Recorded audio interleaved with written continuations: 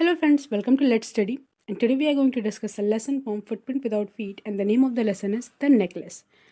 So this story is all about Matilda. Matilda के बारे में स्टोरी है. Matilda इस स्टोरी की प्रोटैगनिस्ट है और मटिल्डा को एक बहुत ही ग्रैंड पार्टी में इनवाइट किया जाता है और उसके पास एक बहुत ही ब्यूटीफुल ड्रेस तो होती है पार्टी में पहनने के लिए, बट उसके पास ना कोई ज्वेलरी नहीं होती है, कोई आभूषण नहीं होता है पहनने के लिए. तो उसने क्या किया, उसने अपनी फ्रेंड से एक नेकलेस बोरो किया, यानी कि अपनी फ्रेंड से मांगा. बट हुआ क्या कि वो उस नेकलेस को कहीं गुम कर दिया, यानी कि उससे वो नेकलेस कहीं गुम हो गया. अब क्या होता है, अब क्या वो नेकलेस लौट आ पाती है या नहीं लौट आ पाती है, क्या होता है वो हम इस स्टोरी में डिस्कस करेंगे. Okay. She was She was one of those pretty young ladies born as through an error of destiny into a family of clerk. तो मटिल्डा एक बहुत ही खूबसूरत यंग लेडी थी और ऐसा लग रहा था कि कहीं ना कहीं उसकी किस्मत नहीं थी, इस वजह से वो एक क्लर्क की फैमिली में पैदा हुई थी. हालांकि वो बहुत ही ज़्यादा खूबसूरत और बहुत ही ज़्यादा यंग लेडी थी. She had no dowry, no hopes, no means of becoming known, loved and married by a man either rich or distinguished. तो उसके पास एक अमीर व्यक्ति से या एक जाने माने व्यक्ति से शादी करने के लिए न ही उसके पास दहेज था, न ही कोई आशाएं थी, न ही फेमस होने के लिए कोई साधन, न ही प्यार करने. तो ऐसा कुछ नहीं था कि वो एक अमीर व्यक्ति के साथ शादी कर सके, ऐसा कोई उसके पास रिसोर्स नहीं था. तो उसे क्या करना पड़ा, उसे एक क्लर्क से शादी करनी पड़ी और जो कि बोर्ड ऑफ एजुकेशन में काम करता था. She was simple but she was unhappy. Matilda बहुत ही सिंपल थी, बहुत ही सीधी सादी इंसान थी, बट वो अपने ज़िंदगी में बहुत ज़्यादा अनहैप्पी थी, बहुत ज़्यादा नाखुश थी. She suffered incessantly feeling herself born for all delicacies and luxuries. तो वो हमेशा निरंतर वो सफ़र करती रहती थी, परेशान रहती थी. वो अपने आप को ये सोचती थी कि वो हर लग्जरियस थिंग, हर जो होता नहीं कि मटेरियलिस्टिक लाइफ के लिए उसका जीवन है, यानी कि वो पैदा हुई है एक अच्छा जीवन जीने के लिए, तो वो ऐसा सोचती. लेकिन वो एक क्लर्क की फैमिली में जन्म ली होती है, तो वो हर दिन सफ़र करती होती है, हर दिन परेशान रहती है. She suffered from the poverty of apartment. और वो जिस अपार्टमेंट में रहती थी वो भी बहुत अच्छा अपार्टमेंट नहीं था. उसकी वॉल्स बहुत ज़्यादा शैबी थी, यानी कि बहुत ज़्यादा गंदी थी, और वहाँ की जो चेयर्स थी, जो कुर्सियाँ होती थी, वो टूटी फूटी पुरानी कुर्सियाँ थी. All these things tortured and angered her.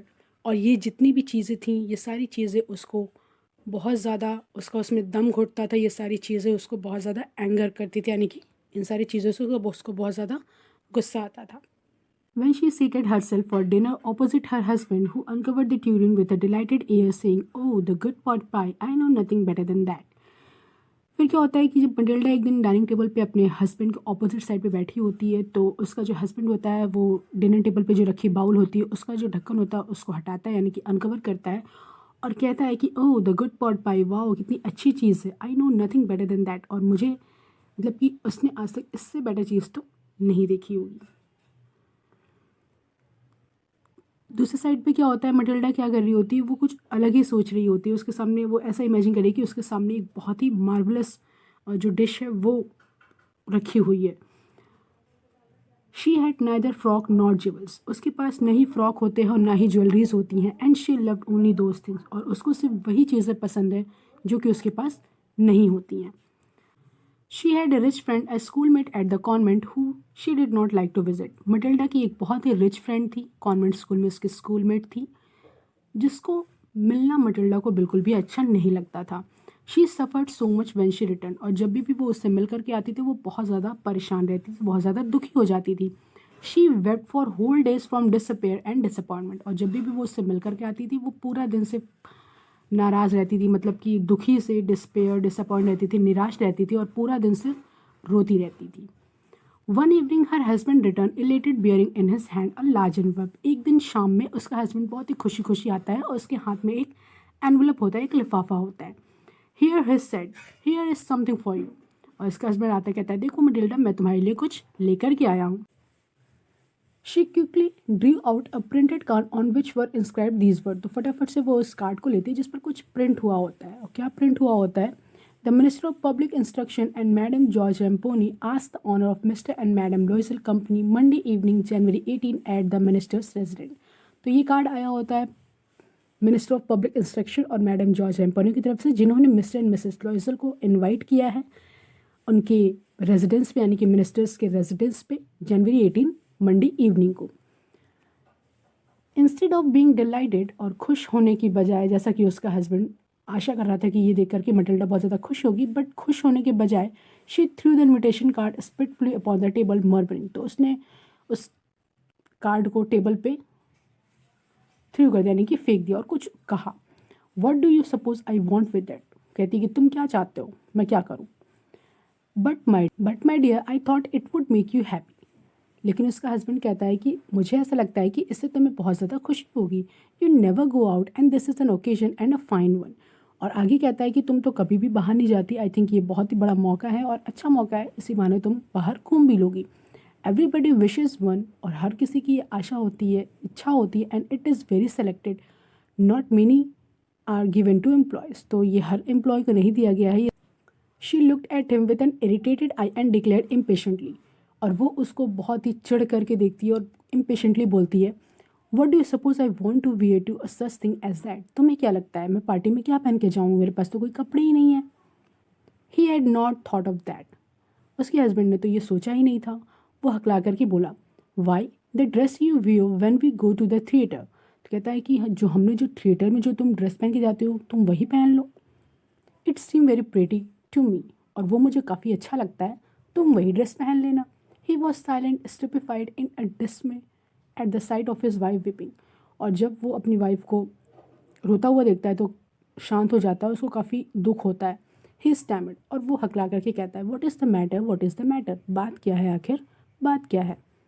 By a violent effort wiping his most cheek, nothing only I have to dress and consequently I can not go this affair, तो वो अपने आंसू पोंछते हुए कहती है कि कुछ नहीं, बस मेरे पास कपड़े नहीं है इसलिए मैं इस इवेंट पे नहीं जाना चाहती। Give your card to some colleague whose wife is better fitted out than I, और वो कार्ड को कहती है कि ये लो कार्ड और अपने किसी दोस्त को दे आओ जिसकी वाइफ मुझसे बेहतर कपड़े पहनती हो। ही वॉज ग्रीव्ड, यानी कि दुखी होना, वो काफ़ी ज़्यादा दुखी हो गया, बट आंसर्ड, लेकिन उसने कुछ कहा। Let us see Matilda, how much would a suitable costume cost, something that would serve for other occasion, something very simple. तो काफ़ी ज़्यादा वो दुखी हो जाता है, फिर वो कहता है कि ठीक है मटिल्डा, देखते हैं एक सूटेबल कॉस्ट्यूम कितने रुपए का आता है, कुछ ऐसा कॉस्ट्यूम जो कि सिंपल हो और हर ओकेजन के लिए फिट हो। She reflected for some second, thinking of a sum that she could ask for without bringing with an immediate refusal and a frightened exclamation from the economical clerk, तो कुछ देर के लिए, कुछ सेकंड तक Matilda सोचती रही, कुछ ऐसा प्राइस सोची थी ताकि उसका जो हस्बैंड है क्लर्क की पोजीशन पे है तो उसके फाइनेंशियल एफर्ट ज़्यादा ना हो, तो कुछ ऐसा सोच रही थी कि जिससे उसका हस्बैंड उस अमाउंट के लिए मना न कर पाए, तो कुछ ऐसा सम सोच रही थी। फाइनली, बट उसने लास्ट में क्या कहा, she said in a hesitating voice, I can not tell exactly but it seem to me that 400 francs ought to cover it. फिर लास्ट में कहती है कि मुझे एग्जैक्टली तो नहीं मालूम कितना होगा, बट आई थिंक 400 फ्रैंक्स ही अराउंड होगा। फ्रांस यहाँ पर फ्रांस की करेंसी होती है, right. He turn a little pale, ये सुन करके वो काफ़ी ज़्यादा, मतलब कि उसके चेहरे का रंग उड़ गया। For he had saved just this sum to buy a gun that he might be able to join some hunting parties the next summer with some friends who went to shoot lark on Sunday। अब वो देख करके, ये सुन करके काफ़ी ज़्यादा उसका चेहरा पीला पड़ गया, क्योंकि उसने इतना ही पैसा इकट्ठा किया था एक गन खरीदने के लिए, जो कि वो अगले समर अपने दोस्तों के साथ जाने वाला था कुछ लाख को शूट करने के लिए। नेवरदलेस ही आंसर्ड, फिर उसने आंसर किया, very well I will give you 400 Frank. तो कहता है ठीक है कोई बात नहीं, मैं तुम्हें 400 फ्रैंक दूंगा, but try to have a party dress, pretty dress. तो कहता है कि ठीक है मैं तुम्हें 400 फ्रैंक्स दूंगा, बट कोशिश करना कि तुम एक अच्छी ड्रेस खरीद पाओ। The day of the ball approached and madam Loisel seemed sad, disturbed, anxious. तो बॉल वाला जो दिन था, जो पार्टी का दिन था, वो आ गया था। मैडम लॉयजल जो थी वो काफ़ी ज़्यादा डिस्टर्ब और काफ़ी ज़्यादा परेशान लग रही थी। Nevertheless her dress was really ready, अब उनकी जो ड्रेस थी वो तो लगभग तैयार हो गई थी, यानी कि वो तो बिल्कुल रेडी ही था dress. Her husband said to her one evening, तो उसका जो हस्बैंड था वो शाम में आया, वो कुछ कहा, क्या बोला कि what is the matter with you, कि अब क्या बात है, अब तो तुम्हारी ड्रेस भी तैयार हो गई है, अब क्या प्रॉब्लम है, you have acted strangely for 2 और 3 डेज, तुम 2 और 3 दिन से काफ़ी ज़्यादा स्ट्रेंज बिहेव कर रही हो, बात क्या है। एंड शी रिस्पॉन्डेड, और मटिल्डा ने जवाब दिया, I am vexed not to have a jewel, nothing to adorn myself with. अब वो कहती है मैं बहुत ज़्यादा परेशान हूँ, मेरे पास कोई ज्वेलरी नहीं है, मेरे पास ऐसा कुछ भी नहीं जिससे मैं अपने आप को सजा सकूं। आई shall have such a पोर्टी स्टिकन look, और ऐसे में तो मैं बहुत ज़्यादा गरीब दिखूंगी तुम्हारे और भी सारे दोस्त लोगों से। I would prefer not to go to this party, और मैं ये चाहती हूँ कि मैं इस पार्टी में ना जाऊँ। ही replied, you can wear natural flowers in this season, they look very cute. तो अब इस बात पे वो रिप्लाई करता है कि ठीक है, कोई बात नहीं, तुम कुछ नेचुरल फ्लावर्स पहन सकती हो, कुछ जो फ्लावर्स इस सीज़न में जो नेचुरल जो फ्लावर्स हैं वो तुम पहन सकती हो, आजकल तो वो भी चल रहा है, वो भी बहुत अच्छा लगता है, तुम कुछ फ्लावर्स ही पहन लो। शी वॉज नॉट कन्विंस, लेकिन वो इस बात से बिल्कुल भी कन्विंस नहीं हुई। उसने रिप्लाई किया, नो, नहीं, मैं फ्लावर्स नहीं पहनूंगी। There is nothing more humiliating than to have a shabby year in the mist of a rich women. तो कहती कि अगर मैं फ्लावर पहन लूँ तो ये उन जितने भी लोग वहाँ पर आएंगे, जितनी भी रिच वोमेन वहाँ पे आएंगी, उनके सामने ये बहुत ही ज़्यादा भद्दा लगेगा, तो मैं तो फ्लावर्स नहीं पहन सकती। Then her husband cried out, फिर उसका हस्बैंड बोलता है, हाउ स्टूपिड वी आर, कि हम कितने बेवकूफ़ हैं। Go and find your friend madam Forester and ask her to lend you her jewel. तो कहता है कि अरे हम तो कितने बेवकूफ़ हैं, तुम्हारी तो वो दोस्त है ना जो कॉन्वेंट स्कूल में पढ़ती थी, मैडम फॉरेस्टर, तुम उसके पास चले जाओ और उससे ही कुछ ज्वेलरी उधार ले लो। She uttered a cry of joy, तो वो काफ़ी ज़्यादा खुश हो गई, बोलती है कि हाँ ये तो बहुत सही बात है, ये तो मैंने सोचा ही नहीं, I had not thought of that, ये तो मैंने सोचा ही नहीं। Then the next day she took herself to her friend's house, अगले दिन वो अपने फ्रेंड के घर पे गई, वही वाली फ्रेंड जो उसकी फ्रेंड थी कॉन्वेंट स्कूल में, राइट, मैडम फॉरेस्टियर। और उसने अपनी स्टोरी बताई पूरी। Madam Forestier went to her closet, और मैडम फॉरेस्टियर अपने क्लोजेट में गई, वहाँ से कुछ बड़ी सी जो ज्वेलरी बॉक्स होता है वो लेकर के आई, उसको ओपन की और बोली कि चूज़ माई डियर, कि जो भी तुम्हें पसंद हो वो तुम यहाँ से चूज़ करके ले सकती हो। She saw at first some bracelet, तो सबसे पहले मटिल्डा ने कुछ ब्रेसलेट देखे, फिर कुछ कॉलर ऑफ पर्ल्स देखे जो गले में पहने जाते हैं, फिर उसने कुछ Venetian cross of gold and jewel of admire workmanship, और कुछ गोल्ड के भी ज्वेलरीज उसने देखे। She tried the jewellery before the glass, और शीशे के सामने खड़े होकर के वो अपनी सारी जो ज्वेलरी थी वो ट्राई कर रही थी। Hesitated but could neither decide to take them or leave them, और काफ़ी ज़्यादा हेजिटेट कर रही थी कि वो उस ज्वेलरी को ले या फिर न ले। Then she asked, have you anything more, फिर उसने अपनी दोस्त से पूछा कि क्या तुम्हारे पास कुछ और भी ज्वेलरीज हैं। Why, yes, look for yourself, कहती हाँ, क्यों, तुम खुद ही जाओ देख के ले लो। I don't know what will please you, मुझे नहीं पता तुम्हें क्या पसंद है, तुम खुद ही जा करके देख कर जो तुम्हें पसंद हो वो ले लो। Suddenly she discovered in a black satin box a super necklace of diamond, तो उसको एक बॉक्स में एक डायमंड का एक खूबसूरत सा नेकलेस दिखा। Her hands trembled as she took it out, और जैसे ही वो उसको बाहर निकाले थे उसके जो हाथ थे वो काँप रहे थे। She place it about her throat against her dress, तो वो अपने गले में उसको लगा करके देख रही थी। एंड वॉज स्कैट, और वो बहुत ज़्यादा खूबसूरत लग रहा था। Then she asked in hesitating voice full of anxiety, could you lend me this, only this, तो वो बहुत ज़्यादा हेजिटेट होकर के पूछी थी, क्या तुम मुझे ये उधार दे सकती हो, सिर्फ मुझे यही चाहिए। वाई, येस सर्टेनली, तो कहती हाँ बिल्कुल तुम ये ले सकती हो। She fell upon the neck of her friend, embraced her with passion and then went away with her treasure, तो वो अपने दोस्त को गले मिली और फिर वो उस नेकलेस को लेकर के चली गई। The day of the ball arrived, और अब वो दिन आ गया था। Madam लॉयजल was a great success, और मैडम लॉयजल जो थी वो बहुत ही ज़्यादा खूबसूरत लग रही थी। She was the prettiest of all, और वो उन सब लोगों में सबसे ज़्यादा सुंदर लग रही थी।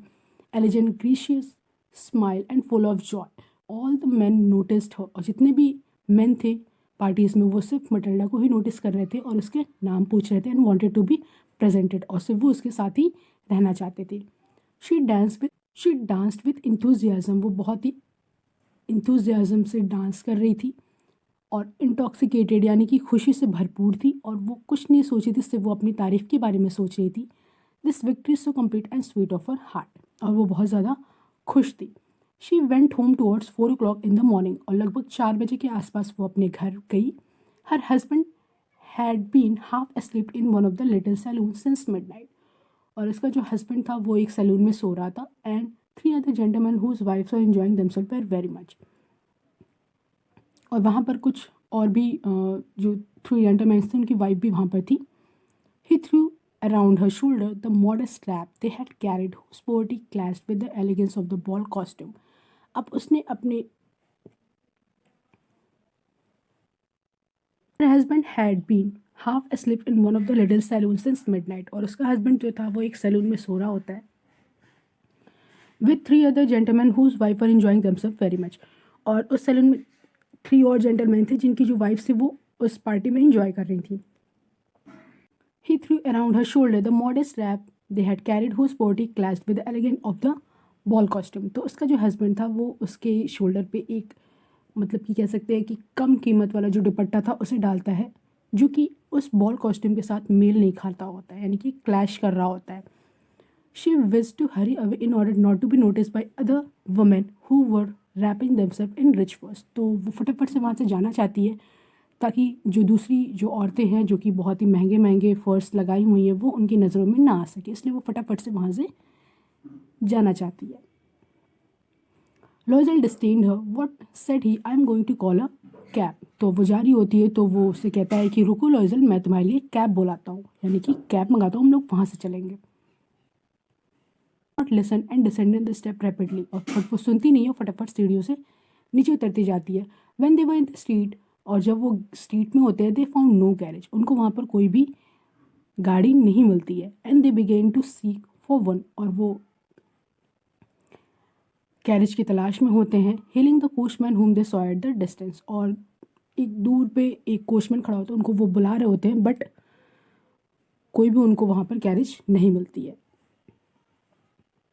दे walked along towards the river hopeless and shivering, तो वो नदी के साथ साथ चलते रहे, होपलेस, और ठंड इतनी ज़्यादा थी वो ठिठुर भी रहे थे।